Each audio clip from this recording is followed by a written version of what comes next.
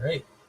Hello and welcome everyone to Enterprise Linux Security episode 109. How you doing, Joao? All good. As always, a pleasure being here with you, Jay.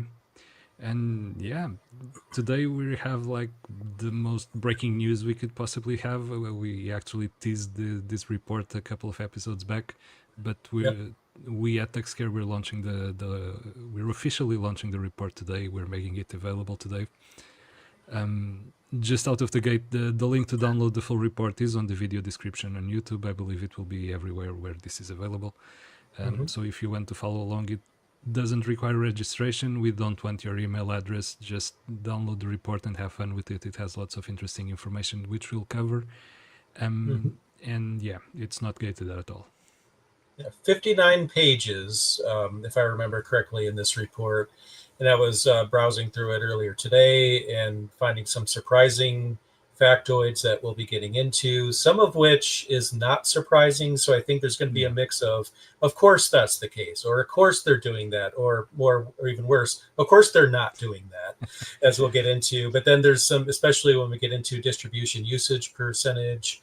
I could just for fun ask people in the live stream, which distributions do you think are in the top three? And then, I mean, one is pretty obvious, but the others are kind of surprising. But we'll get into that, and let's just go ahead and do it. So, yeah, let's do it. Okay, so just getting the name of the report here because I just now realized I didn't mention it before. We're talking about the Enterprise Linux and Open Source Landscape Report 2025. Mhm. It's a mouthful, but the idea is that we at TuxCare we create products around supporting older operating systems. We have products around live patching, supporting languages, and all of that. And that makes it both interesting and a necessity for us to actually understand the landscape where we're moving. Yep. We've been doing this for the past few years now, so we have the ability to look at trends, not just a snapshot of last year. But the idea is that this report covers the state of Linux adoption in the enterprise, the distributions that are being used, the challenges that administrators are facing and companies are facing when using open source and Linux. And it has, like you said, some surprising and some not so surprising. It's the kind of things that, yeah, this obviously had to be this way because Right. people are what do you expect them to be, and this is just how things are. Yep.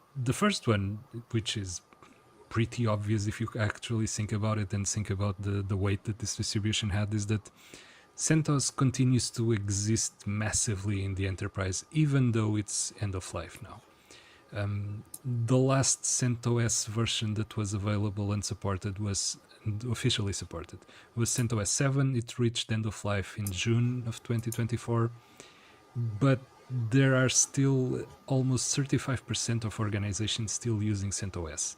This is a bit less than the year before, which was at 39%, almost 40%, but it's still a massive amount of companies and organizations using CentOS, even though it's no longer officially supported. And I think that goes right in line with what we were talking about last week, where we were talking about automation. And if your distribution, your primary choice, goes in a direction that your company just can't follow along with for whatever reason, no disrespect to those distributions, but if the direction changes and it's not your direction, then you could be forced to make a decision. Do you convert everything over to that distribution? Do you even have time to do that with your workload? Probably not. And it's one thing with my automation system where I've built in multiple distributions from the very beginning. However, most people don't do that. They just think, their distribution's always going to be there or just always going to be the way that it is. And then when you deal with CentOS having changed, then you have organizations that are making the decision, do we do the workload to migrate to something else, or do we find a way to keep it going longer? And a lot of people are trying to either make it go longer or worse, just not doing anything at all and just leaving it as is and being a sitting duck, which is what we're seeing in the report. As always, this is always about cost. And last episode, we talked about automation and the hassle that it is when you have to switch distributions and you have to change your scripts and adjust all the tooling that you have. But it actually goes beyond all of this. Um, you don't expect your distribution to actually die the way that CentOS died. You don't expect, for example, Ubuntu to stop existing next year or 2 years from now. So you have Ubuntu today, you assume that there will always be a pass forward, there will always be an upgrade available, you will always have some version to which you can migrate. And the way that this happened with CentOS was that at that point when Red Hat made the announcement, you had nothing. There were alternatives that sprung up afterwards, but at the time that the announcement was made, you had absolutely nothing to migrate to. So there might have been some type of blockage here, which prevented people from actually considering and planning properly for how to approach this problem.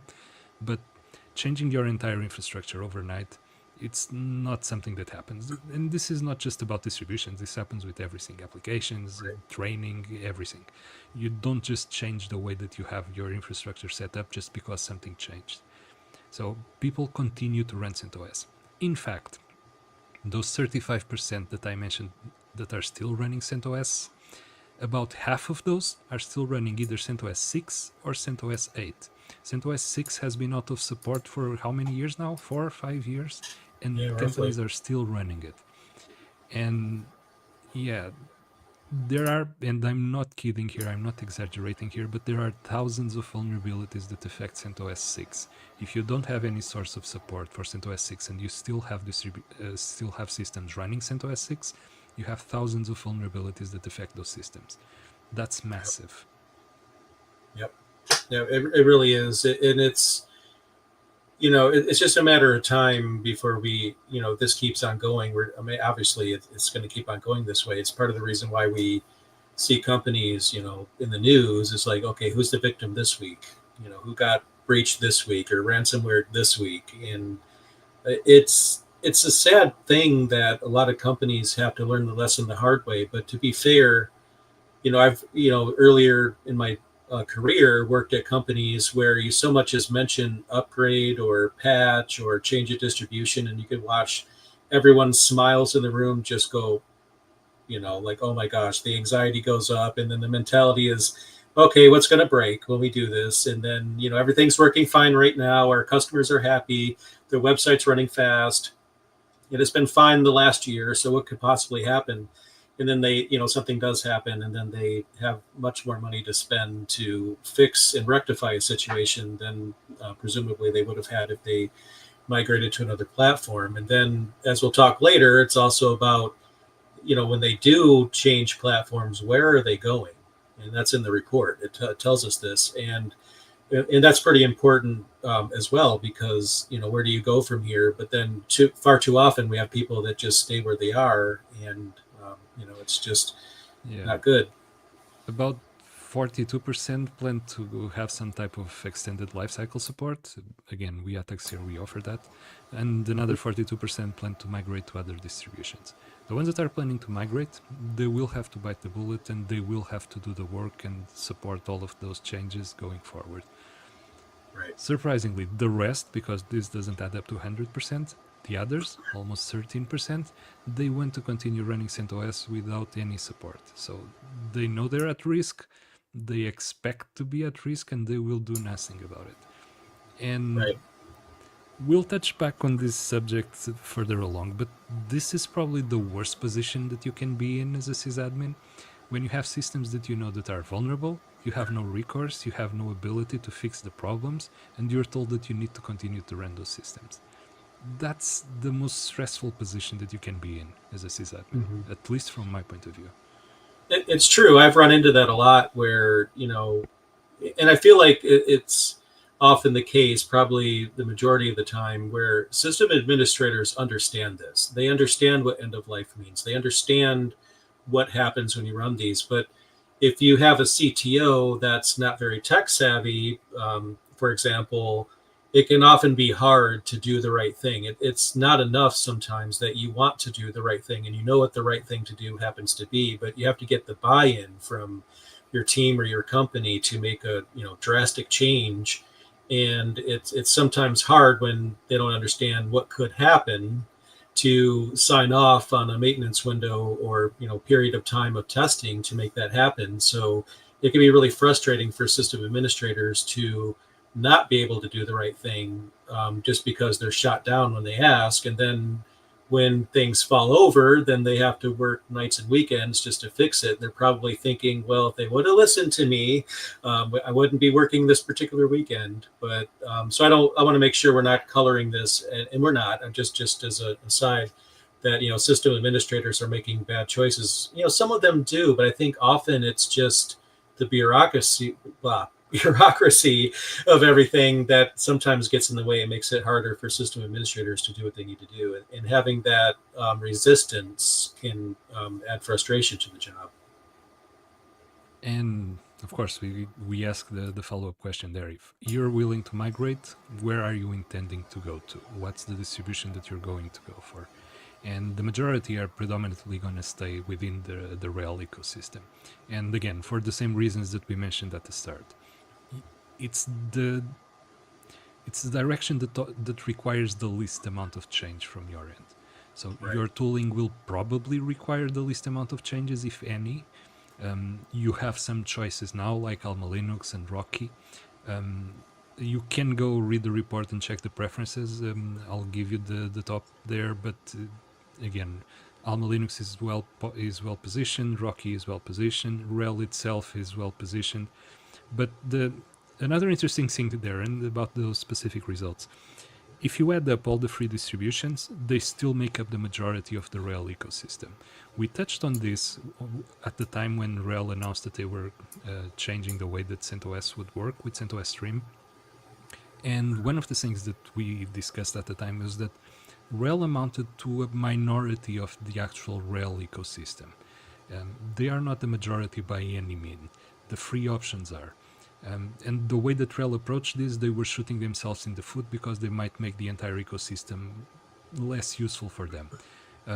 The free alternatives are making up for that, and they are making up for that significantly. You should look at these numbers for no other reason, just to look at how the ecosystem actually looks like from the enterprise perspective. And the response was incredible. I mean, it was pretty much right away that you had alternatives being mentioned as being worked on and going to exist.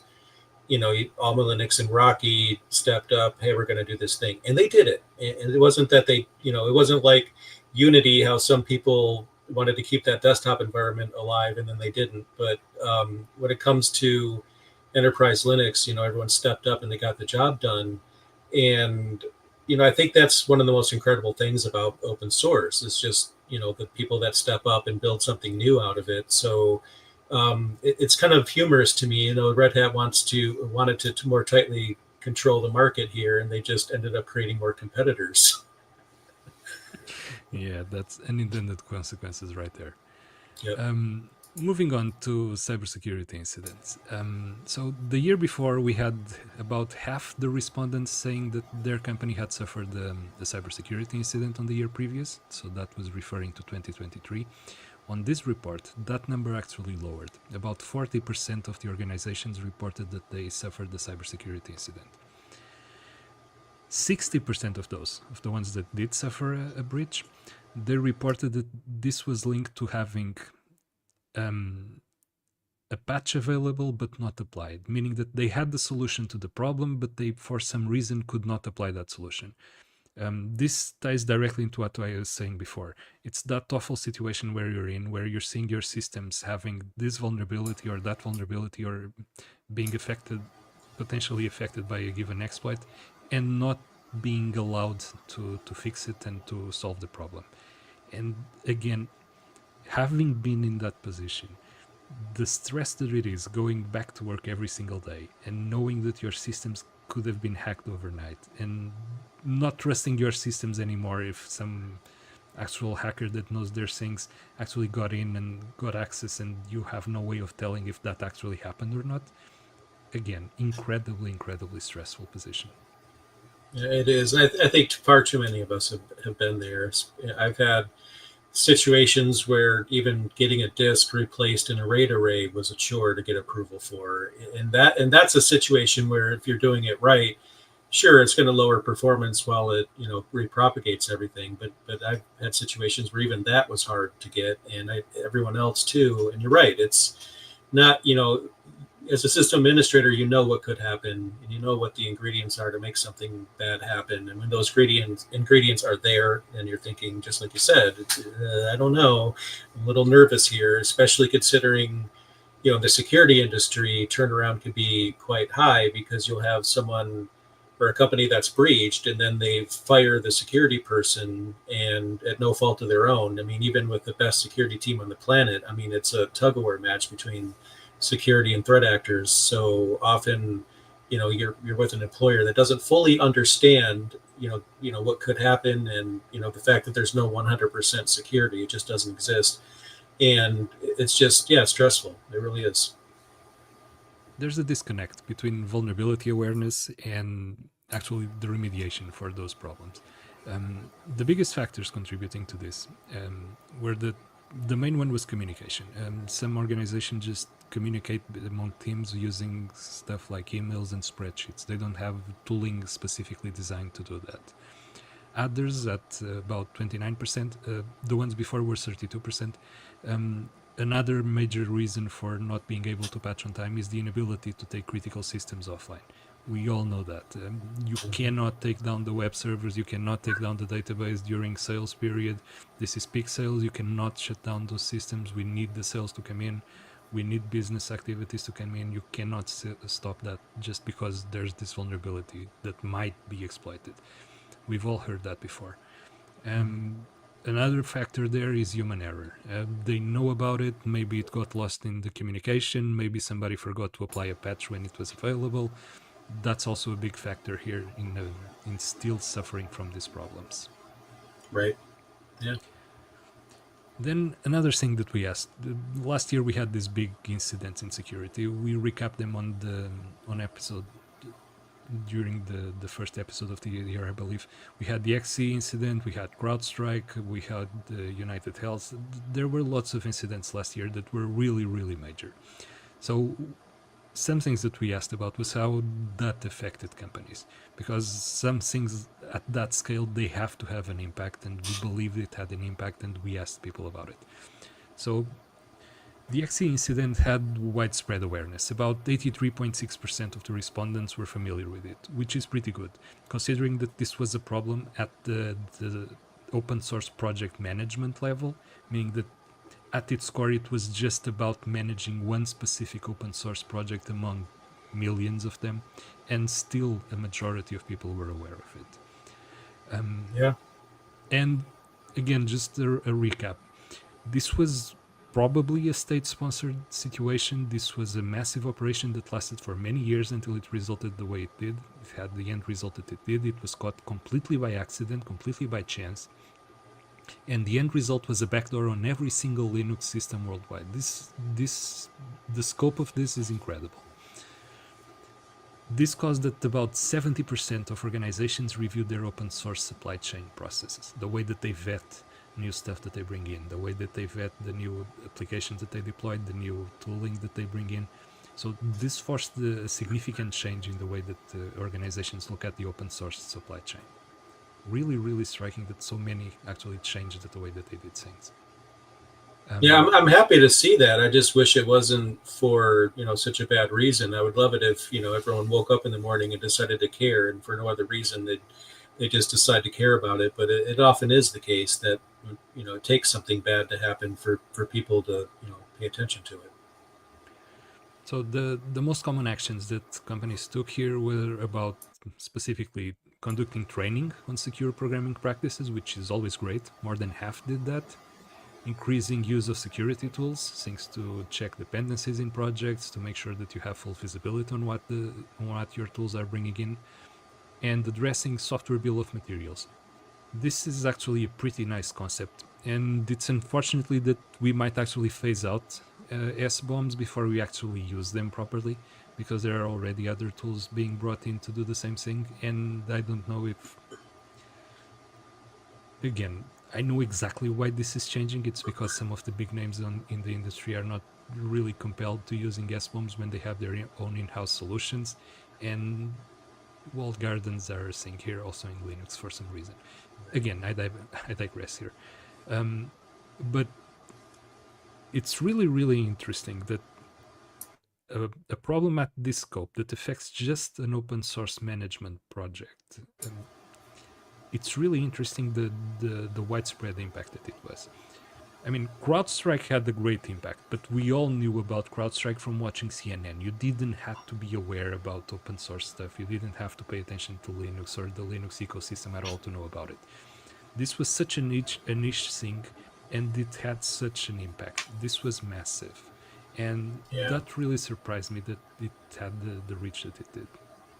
I haven't seen Blue Screen of Death trend as much since Windows 98 came out. So it's kind of, but everybody at this point, it's kind of like, everybody was experiencing this, even if they're not working in information technology. You could have, a sales manager in the drive-through at Burger King getting a Whopper, and then the order window has a blue screen, or someone at the airport trying to find out what time their flight is leaving just to see a blue screen of death on the airport, display where it shows all that. So everywhere you look, there's a blue screen of death or something like that. And, even someone who's not technically inclined might say, well, what is that? And then at least one person in the crowd is going to know what that is and educate them. But as we're going to see, it's like the patching processes, they take that into account, which I like that. But I just, obviously wish that didn't happen because of the amount of money that it cost the industry was staggering, the amount of, money that caused. So that's, again, I wish it wasn't the case, but a lot of people, we learn the hard way. But we need these testing practices to really understand what could happen and to try to harden our systems and make them more resilient. Actually, the CrowdStrike incident surprised me the other way around. For the XE, it was surprising how many people were aware of it.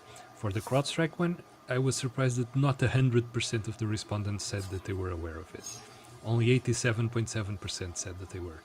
And again, you didn't even have to work in IT to be aware of this incident. You didn't even have to be paying attention at any specific website or news channel to be facing the problem. But still, this surprised me the other way around. Like you said, billions in losses, and more than half of the organizations, they reviewed the way that they do their patch testing methodology, which is great. Anytime that we review the way that we're used to do things, it's really good, because not just you're addressing that specific problem that caused you to review the processes, but in the time that between when you adopted a specific way to do things and today, things have changed, and things in IT change like every other day. If you're only revising your processes like every year or every 3 or 4 or 5 years, like say I always used maintenance windows to apply patches, and you only revise that if ever like every 5 years or so, there are better ways to do things. So even if it was because something like as serious as this happened, causing half the organizations to face and change the way that they approach this, that's really good. $5.4 billion in debt, as I understand it from the report. That's a lot of money. That's a lot of money in losses. I believe it was 5.4 billion in the Fortune 500 companies. That's a massive cost that caused. But they get that Uber Eats gift card though, so that's fine, right? I joke, but seriously, it caused a lot of people to work over. I keep saying that, but it's part of life. Anytime we have breaking news on this podcast, I wonder how many people that are listening think of it like, oh, more work to do. Okay, so the biggest changes here were the inclusion of rollback plans. Surprisingly, not many companies had rollback plans in their patching operations, which is surprising if you're used to always having to get approval to do something. When you ask for that approval, you usually have to provide the rollback plan.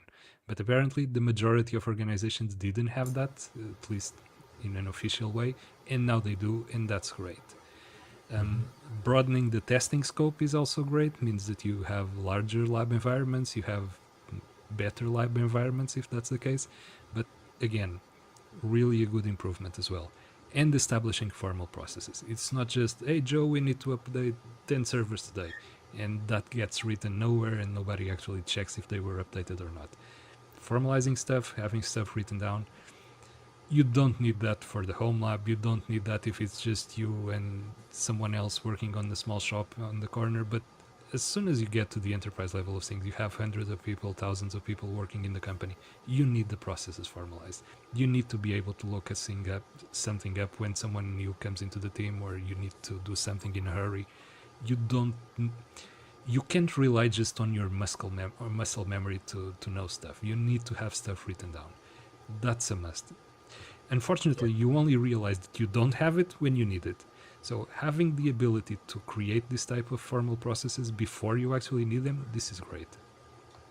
I've only worked with one company that had a I can't talk today, rollback plan as part of its normal process of implementing something or migrating. And they did it right. Like, what I really liked about the way that they did it was it wasn't enough to have the rollback steps. I mean, that was requirement number one, but requirement number two was to qualify for whatever it is you wanted to do. You have to have the rollback steps, and you had to have cloned the production instance into a testing environment and go through the steps in your implementation plan, and then immediately after that go back through the rollback steps. So that way, when you come to the table to your manager with everything, it's basically understood. You tested this by cloning the production instance into an isolated test environment that is not publicly available. And that became the culture, which I really liked, where anytime someone was like, well, what's going to happen if we install this, or what's going to happen if we make this tweak, to which the reply was, well, clone the instance into a test environment, and you tell me what's going to happen and let me know what the results are. And when I first started working with that company, at first they didn't have that, but it only took a few bad migrations before that policy came into play, and they stuck with it. And that's, in my opinion, the right way to do it. A testing environment paired with your steps is definitely a major win, I think. And that's precisely what I was saying. You only do that when you have the problem. You only change the processes when you're faced with a situation. In this case, companies are doing that proactively. They're not waiting to be affected by something, and the incident itself, the awareness that was created around the incident made companies take the right decisions, even if they were forced by the situation, but they didn't directly experience the problem. Again, good outcome from a pretty bad situation. Overall, all of these situations, they actually caused a diminishing confidence in open source component security. Only about 12.31% are very confident that their open source components are up to date and secure. This is about half of the confidence level that they showed the year before, where 23.81% were confident. And the ones that are not very confident increased from 24.6 to 40%. This is a direct result from the complexity of the environment. You have lots of dependencies, you have lots of different toolings, lots of different projects, and it's really, really tricky to vet everything correctly every single time. So as people get more aware of the amount of different toolings and different projects that they're relying on, they start to understand the full picture of, yeah, I'm not really that secure. If I have to keep these tools always up to date and always on the latest version, be aware of all the vulnerabilities they have, there's just not enough hours in the day to be able to do that. Yeah, it really worries me more when someone says I have 100% confidence in my security or something, because usually that's overconfidence. But yeah, the confidence level is very important to take a look at too. And 12.31%, that's kind of low. That's the no plan crowd from when we tease this. They're very confident and they have no plan on how to manage the open source security. Which again, no plan, but who cares? It's great. It's not even just-in-time security. It's like after What security. What security? What security? Yeah, like security, we don't do that here. Okay, something else that everybody knows about is that the AI technology benefits are perceived. People know that it's really great, it's the best thing since bread came sliced, but apparently it's falling short of expectations. It's that graph that probably everybody has seen at this time. It's at this at this moment, which is the value of expectations and the throw of disappointment. People are really expecting really good things, and then when they actually see the tools in play and what they're going to do with them, it doesn't really quite add up to that. So Right. most organizations reported a moderate improvement in workflow productivity from using AI-powered software. This is slightly up, 59% the year before, and the ones that report significant improvement decreased from 25% to just 18%. The ones that say that there's no noticeable change, they're around the same. It's about 40%, meaning that, yeah, we're using AI, but it's as if we didn't use AI because there's really no change about it. The main shift here in regards to AI adoption is that innovation is still the top priority, but cost reduction, the expectation of reducing costs by using AI, that just almost doubled. It went from 35% to 50-something%, meaning that, yeah, we want to innovate. It's all about doing the next great thing and finding the... No, it's really not. It's about saving costs. If we can fire some people because we have AI software, great, because we'll be reducing costs even more. They're just saying the quiet part out loud now. Yeah, it's artificial insanity, as I like to call it. Which, by the way, there's an artificial insanity T-shirt on the merch store if you're interested. If you feel like I feel about AI, but I'm going to not get into a rant about it and stick to the facts. But and the thing, and speaking of facts, I've been using AI a little bit more often, but not like a lot. It's kind of often. I learned this trick from you, where I ask AI for code, and then I have to ask AI to check its own code. And it's kind of funny whenever it finds problems with it, and it'll literally say, "You're right. There is an issue in this function. Here's a new version." And then you get the new version. And I've often found lately that that working with AI, it's better when you ask for individual functions one at a time, because once you describe like an entire program and what it does, it gets it wrong. But if you know you need a function that does X, Y, and Z, then you can ask it for just that function. But even then, you might run into issues, and the accuracy about this is just not there yet. I almost feel like in some ways, we adopted AI a little too soon. I think like there's all this buzz about it and excitement around it, and then it just, every company and their mother is now offering their AI solution. You have browsers that have AI built in and code editors that have it built in. It's like we're rolling out a beta at this point, in my opinion. We're beta testers and we're paying for it. Right. Yeah. Another thing that's interesting and probably to be expected, because again, this is something that we know from working with Linux. Every single distribution, even though they're all Linux distributions, they're all running essentially the same kernel and more or less the same tooling.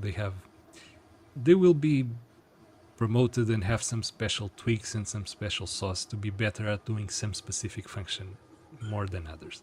Maybe it's better at web hosting, maybe it's better at raw mass calculations, maybe it's better at AI, maybe it's faster at doing something specific that you actually need. So one of the myths that goes around is that organizations were going to have just one single distribution across their entire fleet. And no, that's not really the case. The majority of companies, they have multiple distribution environments. The reason why this is important is that when you're considering where to acquire your support from and where you need your support agreements from, if you have multiple vendors to buy from, your administrative team is going to complain that they have to manage lots of different contracts at the same time. They have to discuss with lots of different vendors. They have to go into legal agreements with multiple vendors and multiple third parties and all of that. So having those many distributions in your environment was often something that people joked about. Nah, we're not handling that. We just have CentOS. We just have Ubuntu. All of our systems are running the same thing. And they're not. Organizations are running multiple distributions precisely because some are better tailored at specific jobs than others. And they are using them to their full extent that they can. So people are not essentially dumb, so they will know about it. They will use the best tool for the job in every given occasion. And it's interesting that this goes against what many people just parrot, and you You can find lots of examples of this, of people just saying, oh, just use this single distribution. You only need one type of tooling, one specific set of scripts, and everything will work just fine, and it will all be magical and great. And that's not really the case in the real world. I think every company I've worked with used at least 2 distributions. And sure, the first one was their primary and probably, I don't know, I'm guessing 75% of their hardware and virtual machines. But there's always that use case. I worked at a company once that had an SD card cloner, and they actually needed SD cards because they were provisioning GPS units, and it only worked on SUSE Enterprise. So they had like one enterprise or SUSE Enterprise distribution and a corner attached to a SD card cloner. And I've seen people use a certain distribution because it works with a label maker. I mean, I've seen all kinds of things, and it's very, very common. And you're right. It's not the case that one distribution is going to fit everyone. It might fit even most sometimes, but you know, there's a reason why distro hopper is still a trending term within my audience, and it's never going to stop. I should stop being a distro hopper. No, maybe you should accept the fact that not any one distribution is going to do all the things that you want. That's just the way life is, unfortunately. But every company, like I said, that I worked with used at least 2. What you just mentioned there, hardware support, is actually one of the reasons why changing away from a given distribution is pretty hard. You will have to test the new distribution to see if it still supports the hardware that you're using. Maybe it breaks your label printer, maybe it breaks your 3D scanner, maybe it breaks the CT scan where it's installed. There are lots of reasons why people are stuck on distributions. There are lots of reasons why people are still stuck with very old distributions. And hardware support is actually one of those reasons, and it's very high there in the list. Yeah, I also see, I'm not sure how often this is, but I see it every now and then where the distribution is using what I call a Franken kernel, where you have Linux kernel version X and it doesn't support, because some distributions stick to older kernels for stability purposes. But since a lot of the drivers are built into the kernel, then it doesn't support a brand new server that you bought from Dell, HP, or whoever you bought it from. But then the distribution will backport driver updates from future versions of the Linux kernel into the current one. And then, you have version 5 or version 6 of the Linux kernel, but it's not quite the same thing if you were to download the source code and compile it yourself. And a lot of work goes into hardware compatibility. It's not that distributions will just take a kernel and leave it as is. Sure, some do. But a lot of them, and Ubuntu is a good example of this, they'll start backporting fixes, but security fixes and driver updates right into their stack from future versions in order to maintain an older kernel. So it's hardware support is huge, and I've seen people that have given up on Linux because it doesn't support their hardware, but then the kernel is from like 2 years ago and their computer just came out last week. What do you expect? It's actually not easy, and it is a burden. And actually, when you have very expensive and very niche hardware like medical devices, like specific robotics equipment that have out of kernel drivers that you need to compile against a specific version of the kernel, that's another major factor where you're stuck with the given version and distribution. You can't just change the kernel because it will require you to also change the tooling, so you need to keep the tooling at a specific version to make sure that it still compiles correctly and you can load the modules and you can get your equipment to work. Sometimes people don't realize this, but there are lots of reasons why you have to be with older versions of Linux, because again, it's really, really expensive either to replace the hardware just because you're updating your Linux distribution, or just getting it to continue to run. This is especially true of medical equipment, for example. And you'll see this in the release notes for distributions often, or even just open discussions that distributions will have, where they'll literally have a conversation like, we're thinking about deprecating this network card or that video card because it's too old to maintain it. And then you get into a situation where you update from one distribution to another and find out that something used to work and doesn't, and you have older hardware. I see that a lot. I remember early in my career, near the very beginning, the company I worked for, we ordered a server. It was brand new from Dell. I was really excited about it. So I rack it, and then I start installing Debian, and Debian complains, you have no network card. I'm like, what do you mean? There's a network card right there. I can touch it. I have visual evidence of the presence of a network card. And then Debian's like, you don't have one. I'm like, oh, okay. So what do I do? Use Debian testing, which, ultimately did support it, but I don't want to run testing in production. So, do I just use Debian backports to pull in a newer kernel? And I mean, we go through this. It's one of those things that I think not a lot of people talk about, but system administrators run into this like literally all the time. The joys of digging up 3.com nicks, because those were the only ones that Red Hat Linux version 2 or 3 supported, and you had to install it in floppies. Yeah, those were the days. Yeah. Okay, just the final point that I want to bring up with the report here. There's again this obvious award that everybody was expecting. The time spent on maintenance Windows scales with the infrastructure size. Ta-da, everybody knows that. The more servers you have, the more time you need to spend doing maintenance on them. However, and here's the catch, and why this is actually interesting. For very large infrastructure sizes, we're talking about thousands of servers. When you're using live patching, and this is obviously a question that's very relevant for us at TuxCare, it doesn't scale like that. You go up to a certain size and then you start using live patching, and then the time stays constant. It doesn't really matter that you have more servers, because you're going to take the same amount of time to patching them. It's not disruptive, Right. so you don't have to interrupt your services, and it's easier to do. And we have the graphs and the results for both cases, with and without live patching. Again, another interesting result that you should check out. Yeah. It stops scaling with your fleet size. Your infrastructure can grow, but your maintenance operation time does not have to grow with it. It doesn't grow with it. And we have evidence there on the results, which is pretty remarkable.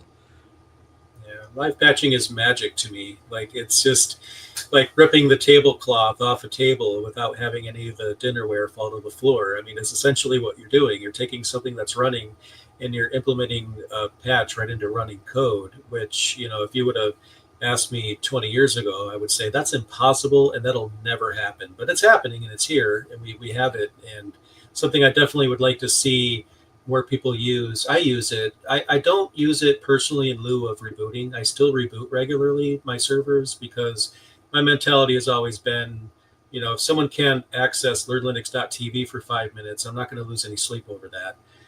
If I have to reboot it, I reboot it. But the reason why I do that is because I feel like live patching kind of gives you an immediate benefit from a patch, rather than you reboot the system and then benefit. If you're scheduled to reboot a system a week from now, 2 weeks from now, but the patch is out today, then you can have that patch today, benefit from it today.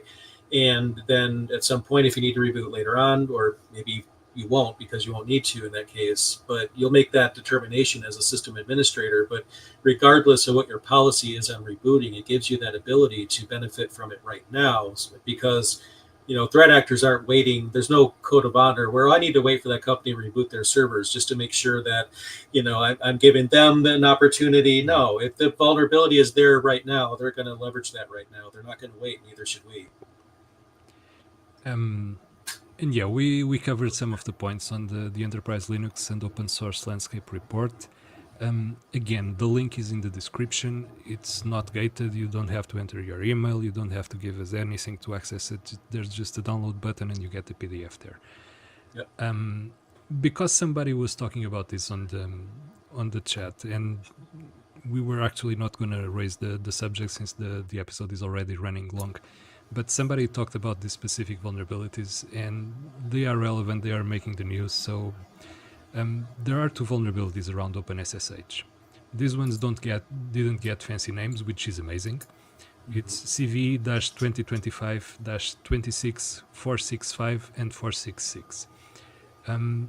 Just to give you the rundown here, the one that ends in 465 affects OpenSSH clients with Verify Host Key DNS enabled.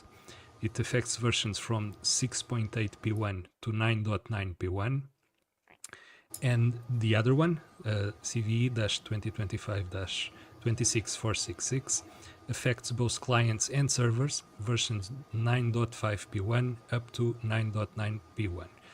The first vulnerability has existed since December 2014, which is a very long time ago. The second one was introduced in August of 2023. The first vulnerability allows for a man-in-the-middle attack, meaning that somebody that can eavesdrop into your connection paths can actually pretend to be the server, intercept your handshake, and then intercept the connection, look at the traffic, and pass it along to the server. And there's no way for you to know that that is happening. FreeBSD systems, and again somebody was asking about FreeBSD, why not use FreeBSD? FreeBSD systems were particularly vulnerable to this, as they had the verify host key DNS enabled option for about 10 years, actually since before this vulnerability was introduced. So there is this window of about 9.5 years since the FreeBSD started coming with this by default enabled and being vulnerable to this. The denial of service could just be weaponized to prevent administrative access to specific systems. Yep. The mitigation strategy here, you need to upgrade to OpenSSH 9.9p2, which is the latest version, and its recommended solution. You can actually try to work around this by setting verify host key DNS to off. That would mitigate the first one. And you can work with login grace time, max startups, and per source penalties, which are all options on SSHD, and configure those to very low values so that you can punish the ones that are trying to do this. Again, updating OpenSSH right now, it's a very good idea. If you have systems running OpenSSH, of course you do, all of them have it. You really need to go look at the updates that you have available and patch to the latest version. And I'm going to give everyone a quick OpenSSH update tip that I think is important, because considering that a lot of people work remotely and they're not within driving distance of the server, if they lock themselves out. So the way I recommend to do it is to have two terminal windows open. And the first one, you have an SSH connection to the server that you're updated. The second one, while your first terminal window is still connected to SSH, because even if you restart SSH, it's not going to drop a concurrent connection. So your connection in that first window will still be there. In the second window, make another SSH connection to that same server just to make sure that you still can, because that way you're testing whether or not you're going to get locked out. Because the problem is if you have just one terminal window open, you open SSH, you update it, and then you close the window, then you find out you can't get into it because of a configuration error. So I always recommend to have two terminal windows. The first, you maintain that connection. The second one, you're just testing to see whether you still can connect. So that way you're a lot less likely to lock yourself out. So that's a bonus tip for everyone. And I guess that concludes our episode for today. Thank you everybody who joined. As always, it was a pleasure. Go check out the report. There's lots of interesting things there. Like Jay said, it's almost 60 pages, but there's lots of pictures, so it's not all just a wall of text. Right. That's lots of useful information there. It gives you a better understanding of your environment and everybody else's, so that you can see how you stack up against them. Sometimes we don't have an accurate depiction of that. We always play this picture in our minds where everybody is doing everything fine except us. That's not the case. It's not really like that. Take a look. Link is in the description. I'm sure Jay will appreciate this. Leave a like and a subscribe if you do. Yes. And until the next one. Thank you guys so much for watching and or listening. We appreciate it, and we'll see you next time.